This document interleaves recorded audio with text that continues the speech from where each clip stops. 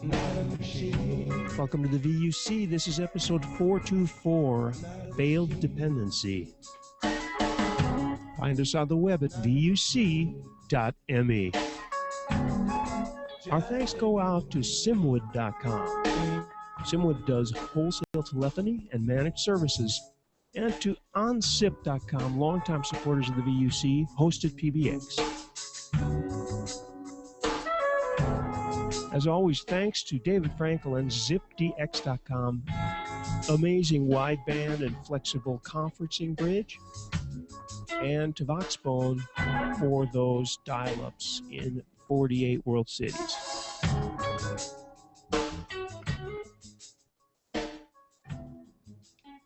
And welcome to the VUC. We're at VUC.me, and today I'm going to bring in our first guest, our first contestant.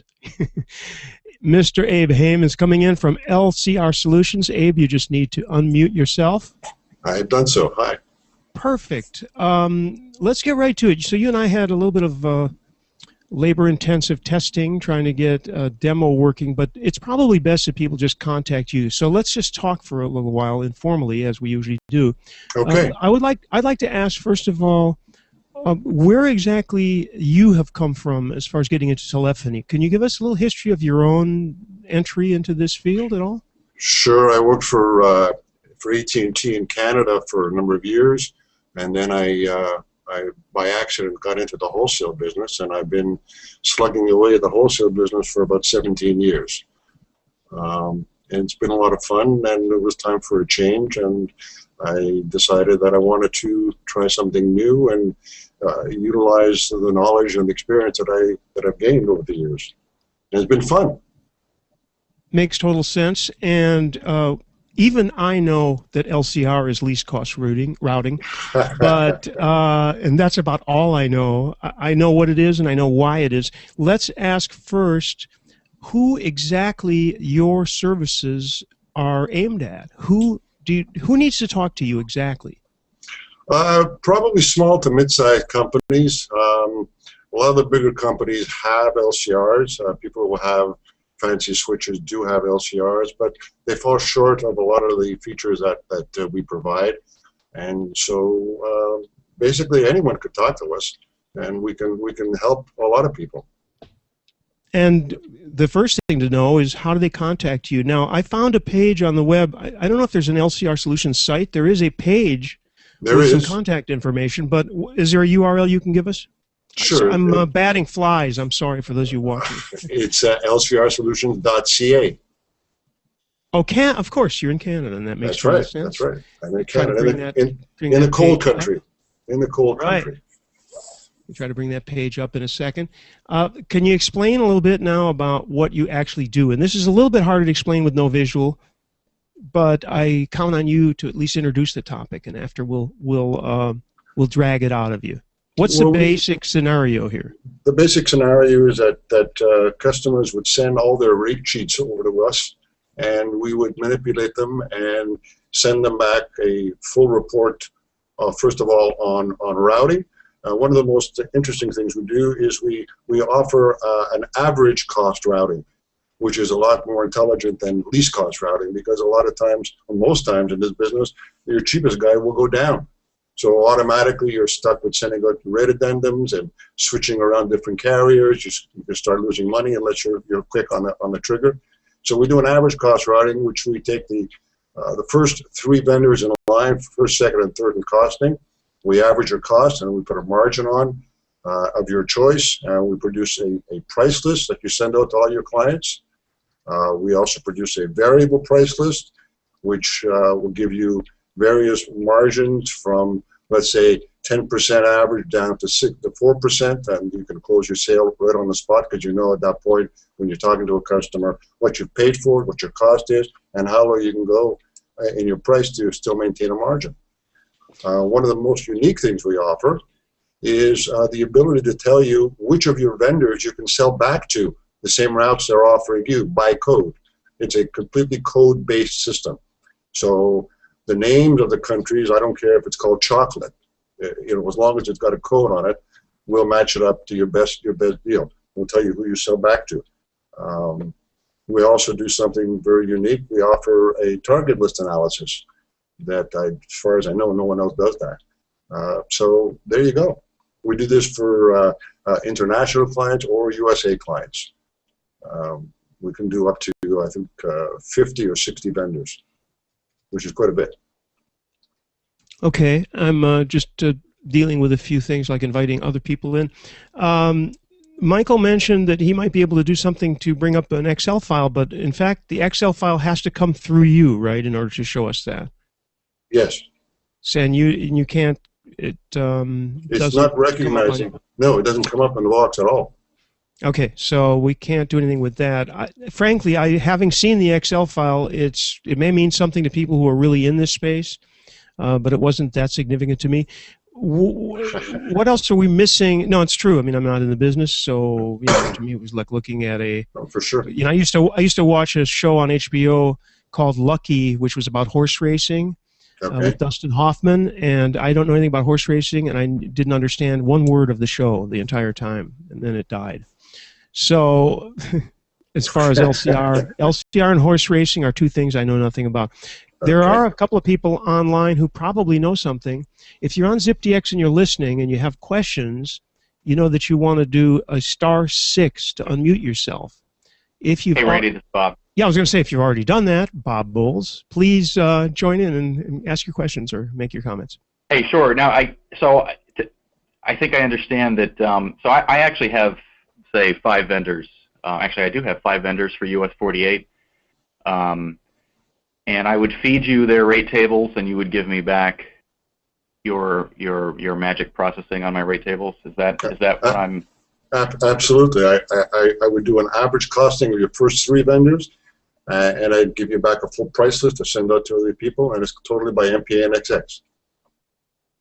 So one of my vendors, actually, I think my best price vendor, though that's the interesting rub. You think my best price vendor actually gives me the tables in thousands block. So it's NPA NXX +1 digit, and my other 4 vendors give me strictly NPA and XX pricing. Can you handle the? Yeah, absolutely. Okay. Absolutely. Yeah. Program's quite dynamic. We have a lot of algorithms built in. We're actually very quick. I can do a 30 vendor sort for the US in less than 45 minutes. Yeah, when I was asked to compare the vendor with a 7-digit prefix to the rest of my vendors, I actually averaged their thousands block rate, which probably is reasonable to sort of compare, apples to apples with the NPA and XX 6-digit. Right. No, we do it all for you. We give it back to you exactly as it should be. I don't, in this business, the margins are very tight, so there's no room for guessing. We need to know exactly what everything's costing you. Do you have the capability of? So I have about 6 months of calling records, which is maybe I don't know, 50 million CDRs. Do you have the ability for me to feed you CDRs and run against a couple models? I don't play with the CDRs. What I can do on a new vendor that you bring in, if you supply me with your current CDR, I can tell you how much money you'd make if you were to buy from him based on the codes that he wins. But we don't manage CDRs.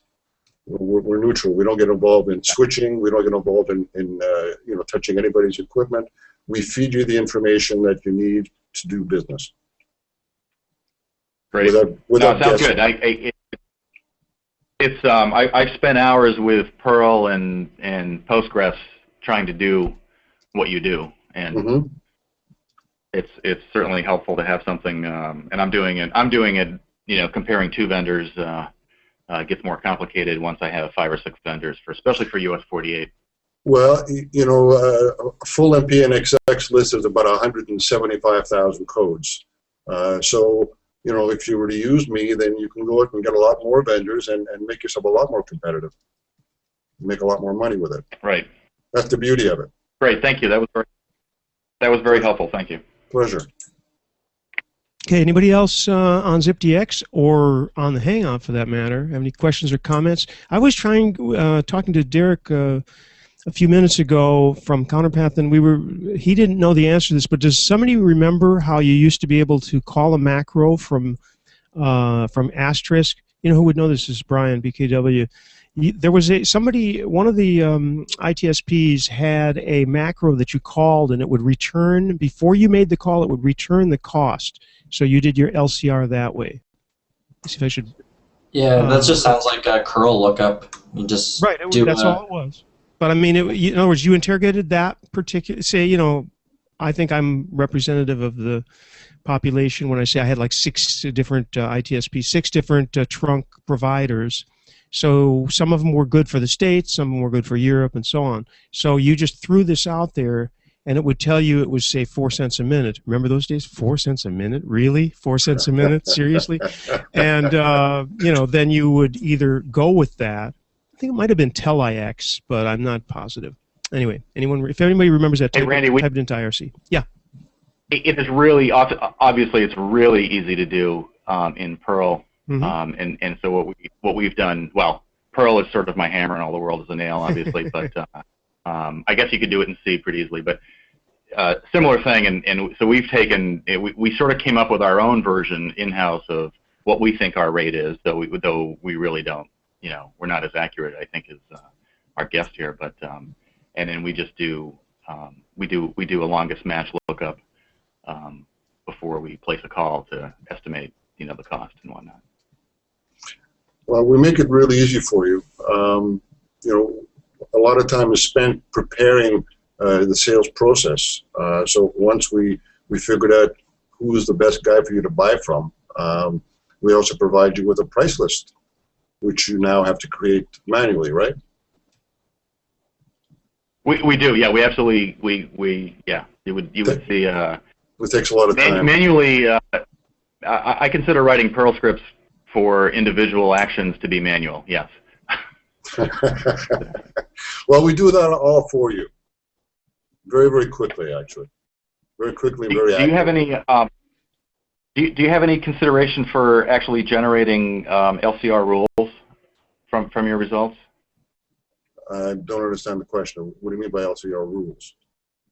So after we've done some comparisons, so we've got for US 48 again, we've got 5 vendors, and we have 3 internal customers that use different account codes for different vendors, and so there'll be a different order for each internal customer. There's a different ordering of the vendors depending on account codes, and then there's sort of the 5th vendor is the general. Nobody else took the call. Let's try this last chance vendor, so that we end up creating fairly sophisticated set of our internal LCR rules that we currently load into okay. the Express router.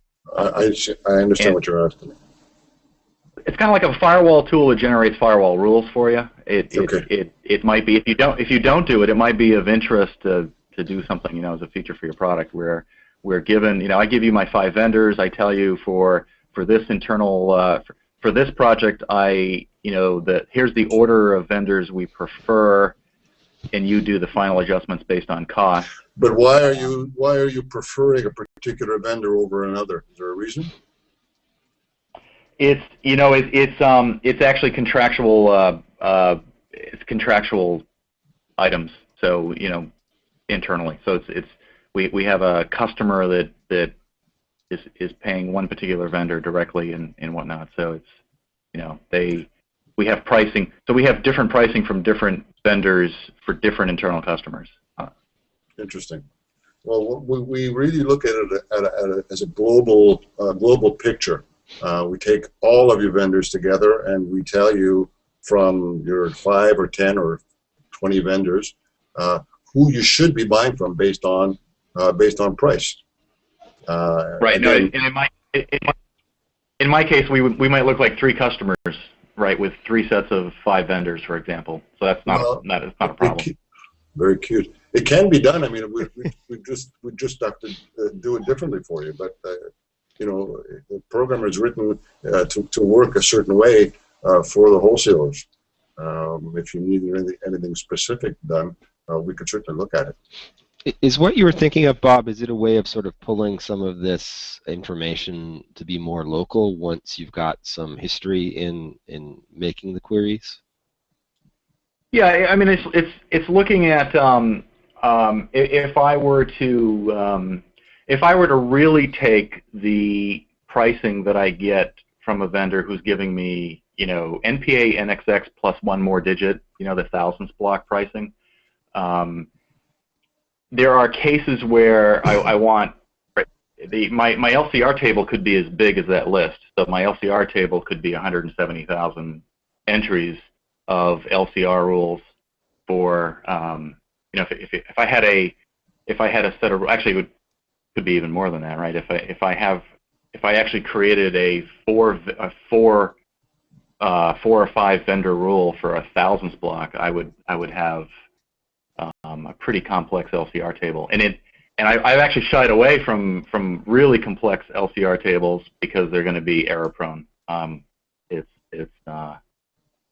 I've actually, you know, that's why we've gone with some of our vendors. We've gone to creating sub accounts with the vendors so that we can segregate things and keep the costs in the right buckets, rather than creating extremely complex routing rules that are going to be you know, one wrong change or one longest match that's in the wrong place, sending it the wrong way could have a, you know, tens of thousands of dollars impact on a monthly.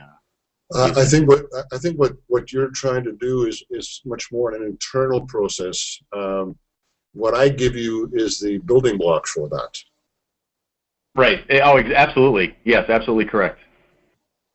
So, you know, if you're whatever you're doing now, if you don't have the exact information, then you're probably not making as much money as you could. And that's the beauty of what we give you. We give you actual facts based on the rates that come in from your vendors. Well, that's always a true statement. No one is ever making as much money as they could. But yeah, and that's why we try and help you with that. And that's why we're all here. Yeah, that's right. That's right.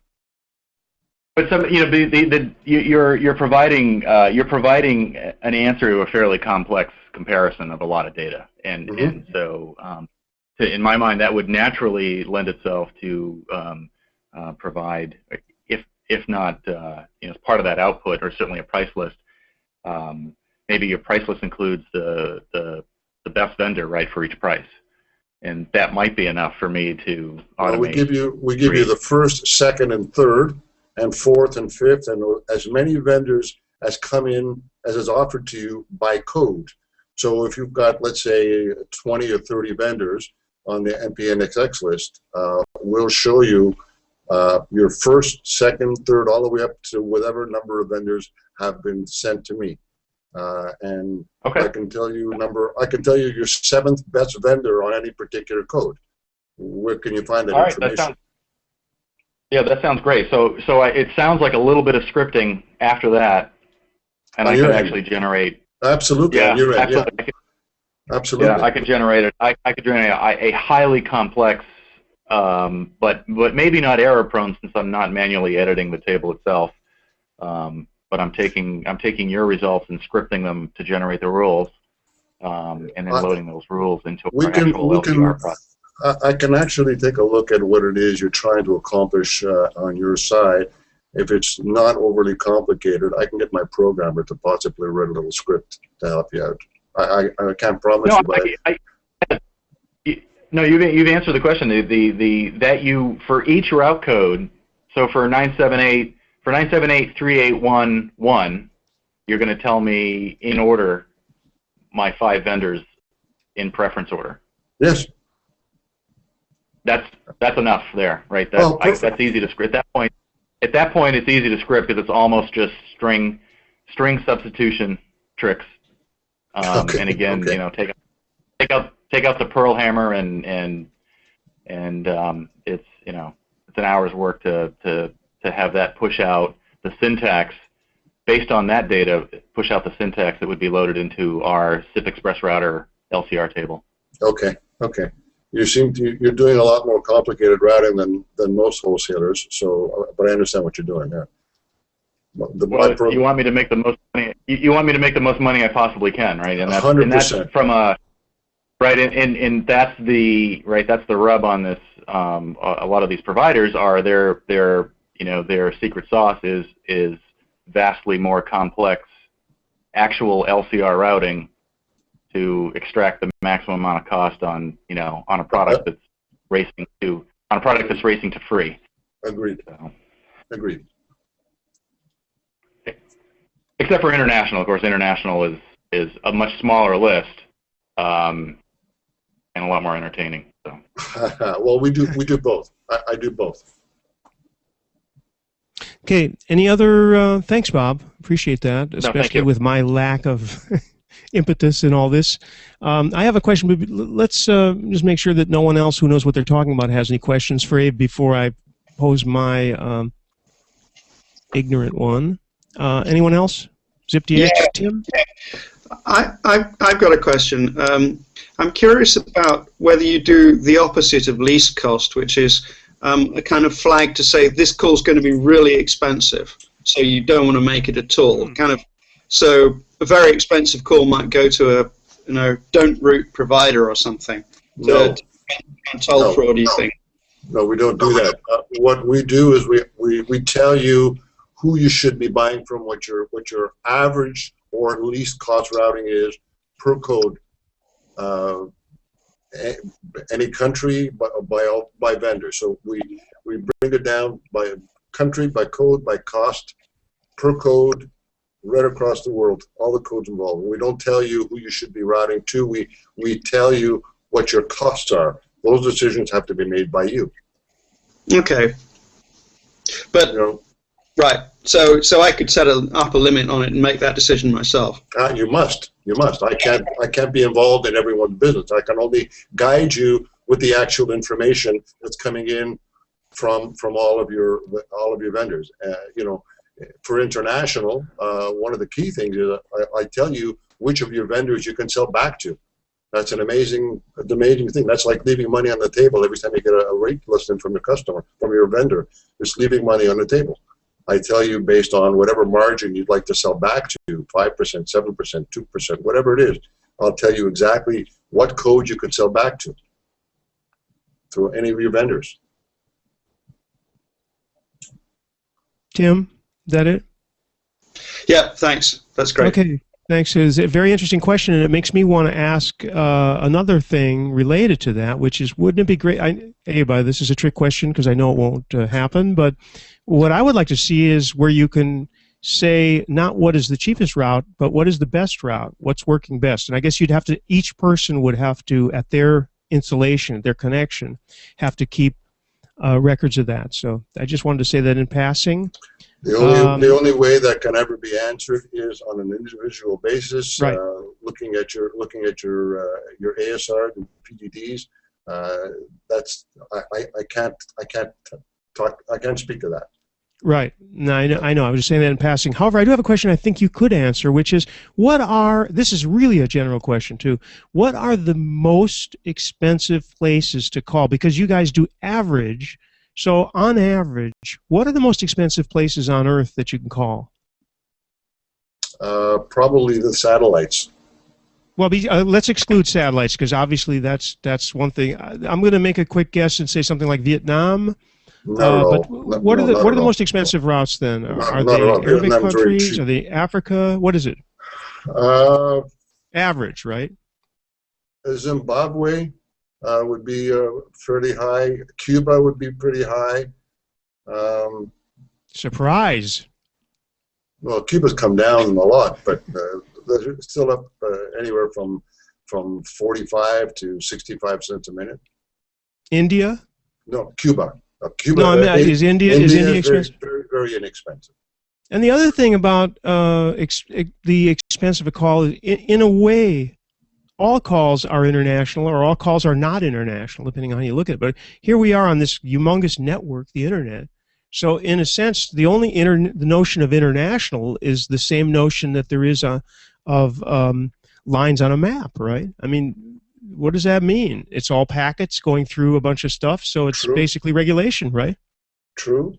So what makes these calls what makes a call expensive compared to others? You're going to say it's the government, but anything else? That's a great question. I guess when you look at it realistically, probably most of the calls that are running around the world today are all, I guess, for lack of a better way of expressing it, illegal calls. A lot of SIM gateways that are not supposed to be there. They're circumventing the actual networks in country, and so that's why you've got so many different costs.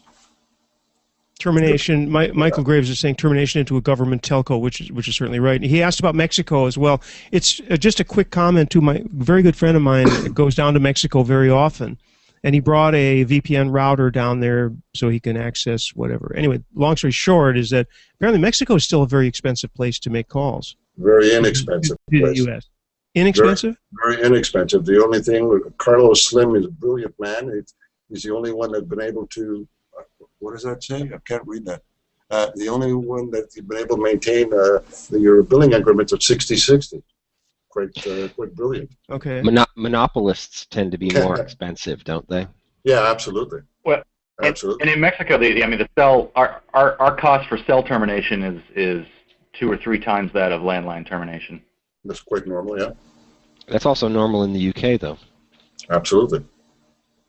I'm looking at my internal list and the first from most expensive to least expensive. So obviously Inmarsat and Iridium are the most expensive, but right after that are Netherlands at $1.36, Falkland Islands, special numbers, Italy, yeah, Congo is up there, and then we fall below $1 a minute. And then there's quite a few people with their half $1 a minute in Europe, and Mauritania 31 cents a minute, Somalia 33 cents a minute. Mm-hmm. If anybody wants to see those numbers, I can share them. Are you really paying those prices? They seem rather expensive. Here's a. Go ahead, Abe. No, I was waiting for the answer to that question. Very interesting question. I'm going to show you a. Whoops, it didn't work for some reason. Let's try a screen share. Here it is. See if we can get this happening. You should be able to see. It's maybe not super readable. I don't know if those numbers are readable. These are the international that we pay here. So I was looking. Hang on. You're paying. It tells you needs 99 cents. Is that what I saw? Yeah. This is now. Wait a minute. This is, of course, this is retail, and I'm trying to find the right. Just to show you what. Sorry for this fast scroll. I'm just trying to get down to the. Here we go. This is the. Can you zoom a little bit, because it's very small. Yeah, and I'm trying. First of all, I'm trying to. It's a PDF, so I'm just trying to get to the right space, and then I'll try to make it larger. As damn, it's SMS. Where's the voice? Is what I was looking for. Just to show what the retail is, because that to see if it's proportional. Okay, this is from. So the next one. Oh, damn, I'm in the wrong. I don't want to waste a lot of time. I just wanted to show that there's a huge difference. Here we go. Let's see if this makes it larger. All right. Now, here's these are brand from January. Syria, 24 cents. These are retail, remember. 24 cents a minute. Syria Mobile, 50.49. I rounded it off. Senegal. Taiwan, 8 cents. I mean, so these things vary enormously. Let's look for. We were looking for États-Unis for the United States. Stop. Oh, you just. Well, I was going to go to grab what usually is cheap, which is the USA. États-Unis fix. Well, of course, we get those included in our. Now that I think of it, that was dumb. cheap but not easy. Mobile Spain, yeah. Well, see, when it says inclus here, I assume this is fairly readable now. So when it says included, right, that's included in the, this is a mobile plan for 20 euros a month, okay? But what I wanted to point out was that there's a huge difference, even between the ones that aren't free. Grenada 24, Gibraltar, Ghana. So, what were you reacting to? Look at my favorite one, island, Niue. You'll find they're expensive, but they've got an excuse for it. It's N-E-U. How do you spell it? Yeah, I'm trying to. How do you spell it? I don't see them actually. It's N-U-N-E-U. N-U-I-E. Niue. Oh, N-U-I-E. Okay, they're not here for some reason. They're not listed. Oh well. They're like $1 a minute, but then it's all down a satellite link, so that's kind of works. Here's, for example, this is the most expensive thing I've seen so far. Sainte-Hélène, which must be an island, €1.20 a minute. Well, anyway, this is neither here nor there really. So, off the screen share. It's just that I thought the proportions were interesting. So anyway, this is probably about it for the LCR solutions thing. And I'd like to pause for questions, further questions or comments on this. Okay, and once again, Abe, they can find you at lcrsolutions.ca. You're located in Montreal. Montreal, yes, yeah, and anyone. So they can call you in French anytime. Absolutely, and I do a demo. I can do a demo for anybody who's interested in seeing the full product, how it works and what it looks like. It's actually quite fascinating. I'm quite proud of it. Yeah, and I think that people should contact you directly. It'll be much easier to understand what it all does and how it works if they contact you directly. So lcrsolutions.ca. That was Abe Haim. Thank you, Abe. Appreciate it. We went to a lot of work to get you in here, and I'm glad that it worked out. So am I. Thank you very much. Thank you, everybody. Okay, great. We're going to move on to another segment. You're welcome to stay, of course, Abe, and comment or chime in on anything. I want to call on our friend Derek, though, because Derek has a huge announcement to make. Wait, where's my... well, I can't play the 20th century thing because we need drums or something. You know what? We can do this, but this is kind of a porn thing. That's not really too classy. Okay, that's a good one. No music, please, because it's very dangerous to my rights to do. Okay, we got it.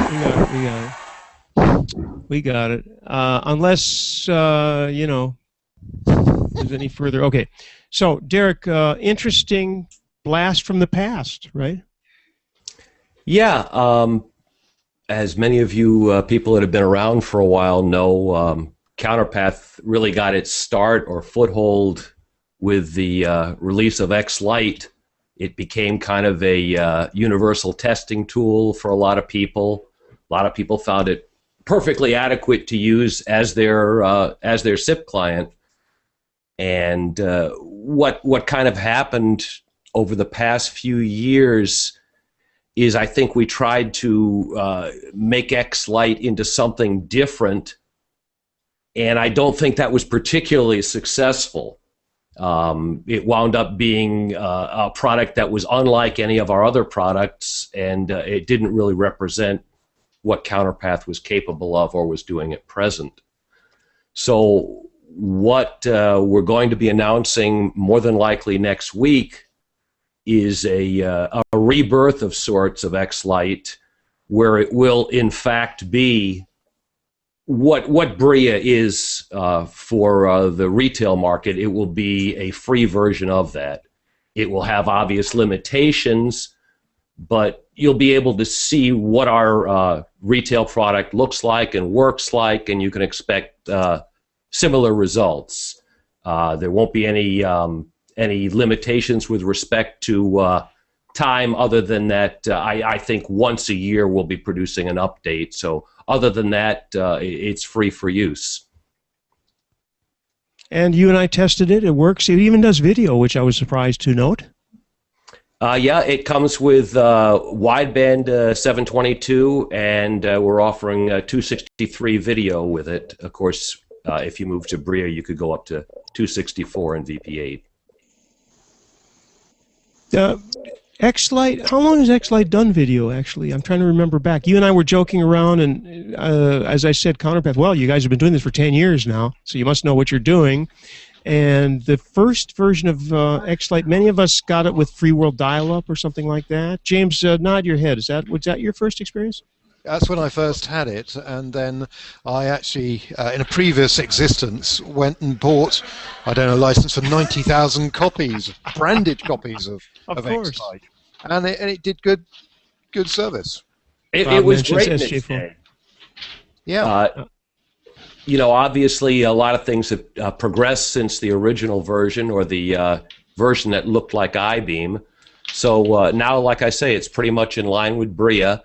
And what I'd like to do today is provide some links for the final release candidate. We hope to release next week. I'll give these links out. Anybody's free to use it. Give it a try, and if you notice any major issue, I'd appreciate knowing about it. Is there a forum we need to get into with that, or how would they notify? Okay, I've just posted the links to the... Right. Those links might have gone together. Let me repost them here. As far as reporting a bug or anything like that, I would just ask that you send it into support at counterpath.com, possibly with the title XLite bug or something like that, just so I can categorize it. Right. Just for clarity, Derek, the XLite runs on PC and Mac. So it's PC and Mac only, isn't it? That's correct. Yeah. And so if you want a mobile client, you're going to have to go to Bria. You're going to have to go to Bria, but of course the mobile client is far less expensive, so I don't see that as much of a problem. And it's excellent value for money as well, and works extremely well. Well, I appreciate that. I like it. Yeah, we like it too. In fact, running it on Nexus devices all across our family and loving it. You'll see some nice updates coming for the Nexus platform, I think, with the next update. Yeah, it's interesting. I think the mobile platform area is, I don't know what your sales are like, but it seems to be the area of opportunity at this moment in time. No question. I'd be interested to, not to have absolute figures, but to just have some kind of indication of what kind of percentage of your sales are mobile versus fixed, Mac and PC type platforms. I don't have the exact information, but what I can see based on what I see coming into support, there's obviously a trend towards mobile. I think, like most people do, that's where the action is. Yeah. But is it a gateway product? Is it something where somebody picks it up with mobile and then would want to deploy it desktop as well? Is there a linkage, or do you see a lot of just mobile usage without respect for that? I'm seeing a lot of mobile usage alone right now, although personally I would think it would be as an add-on to existing desk usage. Yeah, another thing that's interesting to bring out here are the differentiators between the different types of mobile client. And even though there are a number of people now who produce mobile clients, there aren't very many people who will run remote configuration for you. And that's one of the big advantages of the Counterpath products, is that they can be remotely configured. Absolutely, and we've got the configuration server that we offer for larger deployments that completely automates it. The end user really only has to input his username and password, and that's it. Client can be completely configured as needed. Yeah, it's one of the more attractive features, actually. And the fact that you can take a branded version, and whilst the basic product is extremely feature-rich, you can reduce the complexity of the client for unskilled users by stripping a lot of that out and hiding it, and then remotely configuring it, which we quite like. Absolutely, yeah. That's a major feature of the CCS, in that the purchaser can choose what to hide, what not to hide, and change various features as needed. Yeah, and either lock it down or leave it open. And rather interestingly, the clients that we bought, we decided to lock down our particular part of it, but then leave the other slots for users' own accounts, and that proved to be a really good thing to do, because people would then take our client and then use our client for their own. Sure, it accounts. keeps everybody happy. Yeah, everybody's really happy. And if we'd locked them down, then they would have just tried ours and possibly thrown it away afterwards. Probably the wrong thing to say. Of course, they wouldn't have thrown our service away because they liked it so much. Of course. So anyway, that's very good news, Derek. It's good to see XLite back, because there are whole legions of us who started off on XLite. It brings back. Yeah, I mean, we want to get back the people that we lost or alienated by trying to make XLite something that it wasn't. You know, we want it to get back to be a valuable tool. It's been a goal of mine for a year now to get this started. So, like I say, what I've posted here is a release candidate. You might find a bug or two in it. Anything I would like to have resolved within the next 6 or 7 days, because I would like to release this to the public probably next Thursday. Yeah, and let's remember, too, that one of the things we do here at the VUC is we participate actively in these things, and that means you have a channel open. Nothing drives me crazy faster than when you have this channel open and people either do or don't download the thing, but there's absolutely no return. It would be really nice if you find something wrong to go ahead and reach out to Counterpath and tell them about it, because this is, talk about a unique situation. I mean, the people that the VUC deals with, people like Tim Panton, who's over there contemplating and waving, or James, any of the people that we deal with who are offering services or products, I mean, they're here listening, like Fraser, they're listening. So, you know, it would be crazy to not take advantage of the channel. That's what I say. Anyway, we've got those in the IRC. I will, if Derek is okay with this, we'll post them on the blog post as well. And just a note as far as the participation, you know, this being a little testing for our free product, my expectations aren't as high as far as receiving feedback on every single issue.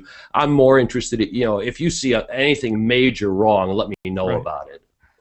I mean, you're not looking for the, well, the icon on the upper left is... So, yeah. We're talking major stuff. This said, I spoke to two people. Spoke to Andy today. Andy, how was the quality of the call? To me, it was beautiful and perfect. It was as expected from any Counterpath product, to be honest. Oh, this man is looking for a job or something. Randy, but also, you have the Mac client there. I see there was a question as far as the available languages. I don't have the Mac client in front of me. Languages of there's languages interface. So you should be able to choose from various languages. I have it on right now. So let us see. Here's the screen share, and I go to preferences, I guess. Yeah, forgive me for not being a Mac user. I have no idea where this is. Well, wait, where would this be though? You and me both, Derek. Where would this be? Alerts? No. Don't embarrass me, Randy. I don't know. Language. We can discuss it later. Anyhow, we can discuss it later. I know that to the best of my recollection, it was English only, but I didn't want to say that without it may be being certain. It may be. Let's take a quick look at this though. Just a second, and I will go to this. And here, this will confirm what Derek said, which is that we're 722. And by the way, both of the calls I made today were 722. They both lasted several minutes because everybody knows when you talk to me on the phone, it's not going to be 20 seconds unless I'm not home. So we had, but that also speaks to the stability of the client. Andy, what were you talking on, by the way? Was that a phone I called? Cisco or Polycom or something? That was actually Bria. So Bria. Course. It was, two sisters speaking, not us, the clients I'm talking about. A question for Derek. VP8, is that widely deployed across your product range now? Is that generally available? It's available, I believe, in all of our retail cell phones. It is now with the latest release of 3.5 on PC and Mac, and it has been, I believe, on our mobiles.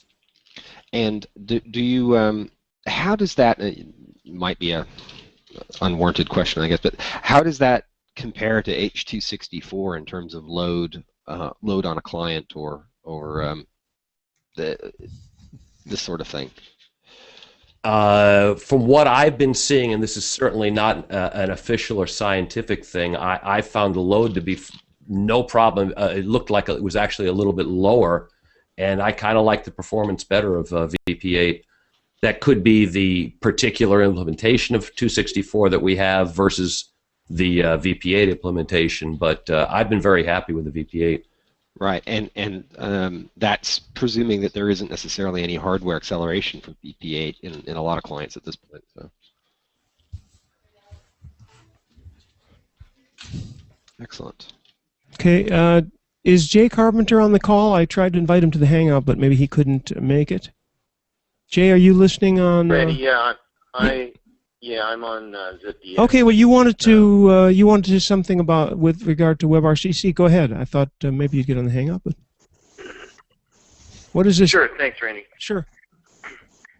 I every month I host a hour-long call with various guests from around the world, and I just want to let everybody know that next Wednesday we're going to have Colin Jennings, who's a Cisco fellow, on, and I'm inviting everybody, certainly in this community, to dial in, and you'll have a chance to speak with Colin Jennings of Cisco, who's the co-chair of, I believe, WebRTC standards for the Internet Engineering Task Force, as well as he's actively involved with the W3C, and I think it's a great opportunity to check in with Colin, see what's going on with the standards, and basically talk in general about what's the latest and greatest with WebRTC. Okay. And that is February 27th. I've got 4 p.m. Eastern Time. There's a phone number here, which I suppose I could put it in, but it's better if you go to phoneword.com/phonewordforum HTML, or hopefully there's a link on the original site, phoneword.com. Yeah, I just posted the information on the IRC. IRC. So we've actually had on the VUC. He was one of the guys who was on a year ago, maybe. Mm-hmm. Yeah.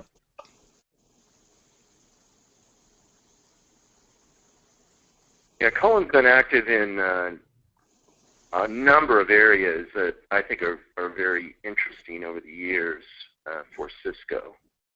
So in addition to WebRTC, I think he's done some interesting things with a product I think it's called Viper. So I consider him to be one of the leading influences in certainly WebRTC, as well as other areas of interest for the VUC community. And then the following, in March, we have Martin Geddes tentatively scheduled for March the 27th, same time, 4 p.m. Eastern, same access information. That's great. Martin has a lot of interesting things to say, and I couldn't recommend more highly that any of you listening go to martingeddes.com and subscribe to his newsletter. If you don't like it, unsubscribe, obviously, but the things that come in through that are pretty fascinating. Michael, have you checked that out, by the way? Because you'd be very interested in that. Oh yeah, you get that right all the time. Yep. Because I don't like to post the content up on the community on Google Plus or anything, but I do occasionally make reference to it. In fact, I posted something today. He sent a very interesting thing about net neutrality. Before we close the session, we got about 10 more minutes left if we wanted to keep it to an hour. Since Tim is here, and since we're talking WebRTC, anything interesting that you've been up to, Tim? Well, we've got WebRTC in Phono these days, which is nice, officially released and sitting there, which is good to get out there. One of those things that we kept on tinkering with it and didn't release it for too long, but we got it out there in the end. So that's fun, and I'm watching the mailing lists with amusement to see the battles going on with who's going to use which codec and this kind of stuff. That's still rattling around. And the video codec argument is still going around. Actually, I had an interesting experience this week with Bria. I bought Bria I was looking for a VP8 client, and I was looking for the cheapest VP8 client I could find that was standardized. And I was delighted to find I could buy Bria for my my iPod Touch. For I think I ended up paying a total of $12. So it was like $9 for the soft phone, and then an add-on $2 for the VP8 and video. Tim, you're such a cheapskate, aren't you? Well, absolutely. It was anyway. But the great thing is that it worked. I got some support from Counterpath on one issue, and I managed to get something quite amusing working. But in amongst all that, I found something. I had an odd conversation with Counterpath support in which I said, well, it's unusual what I'm doing with this, but I'd actually quite like to see the SIP logs.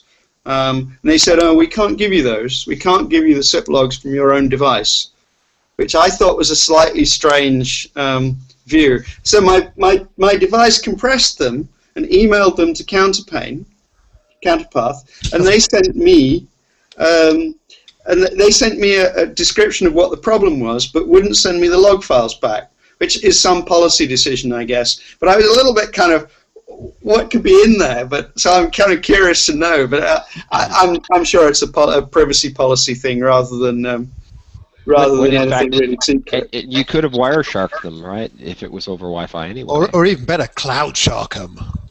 Yeah, I think you need root for that on the phone, don't you? Yeah. Oh, yeah, maybe. Well, Wireshark on Wi-Fi is a bit of a pain in the neck, to be honest. Yeah, would be. Would be. But anyway, I Tim mentioned with the help, so that was great. Yeah. And I'm sorry, James mentioned Mobile World Congress. Who's going? Anybody? Yeah, we're all going. Who? Oh, are you going, Tim, as well? I am, James. I am. Foxeo got a stand. Complicated answer to that. Several of our partners have stands. Oh, so you're going to be standing on somebody else's stand? Some of the time. Are you allowed to disclose whose stand we're going to be standing on? I'm not. No. You'll have to hunt me down. Or I haven't been told I'm allowed to disclose this yet. So I'm going to keep stum. Let me guess. Their partners are publicly known, so it shouldn't be too hard to guess. And it's going to be a German operator, isn't it? I'm saying nothing.